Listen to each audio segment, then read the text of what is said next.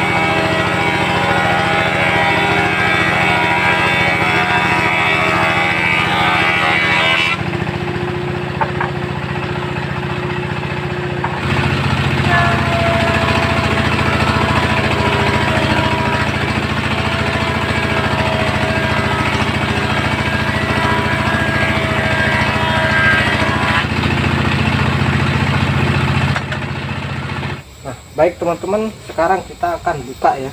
Kita akan buka ini.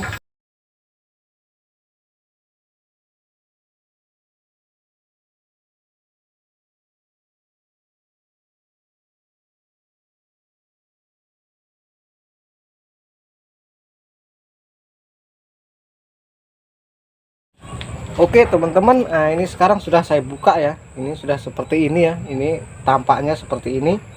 Perlu saya jelaskan terlebih dahulu ya, atau kita sharing terlebih dahulu mengenai planer ya. Planer multifungsi dengan single planer itu berbeda ya teman-teman ya. Nah jadi kalau single planer itu dengan planner multifungsi itu sudah berbeda ya teman-teman. Jadi itu tidak sama. Kalau single planner itu ini apa ini roll, ini namanya ya, ini roll pendorong ini teman-teman. Jadi kalau single planner itu ini terpisah-pisah ya teman-teman, ini terpisah-pisah. Namun kalau planner multi itu ini jadi satu ya teman-teman. Ini mau memanjang secara jadi satu. Jadi dia bergerigi seperti ini. Kalau single planner itu bergerigi, namun di sini terpisah-pisah ya teman-teman.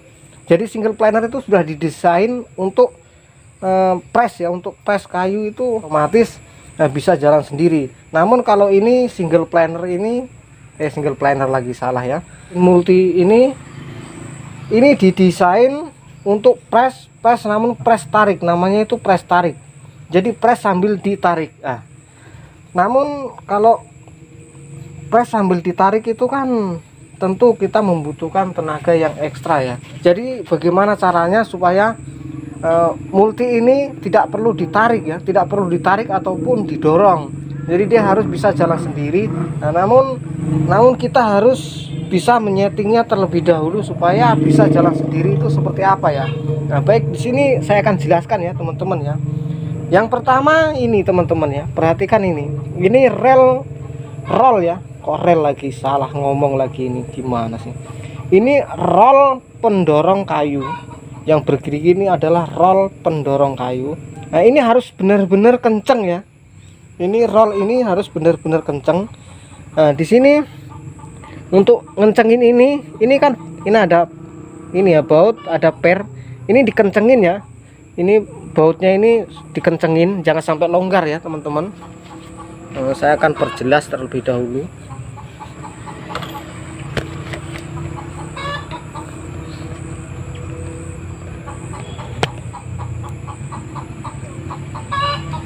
Nah, ini dia. Nah, ini harus dikencengin ya. Ini per yang ini baut ada pernya, ini harus dikencengin benar-benar kenceng ya. Ini supaya tidak ini benar-benar harus benar-benar kenceng ya. Nah, selain ini dikencengin teman-teman ya, ini untuk menjaga antisipasi. Nah, ini ya.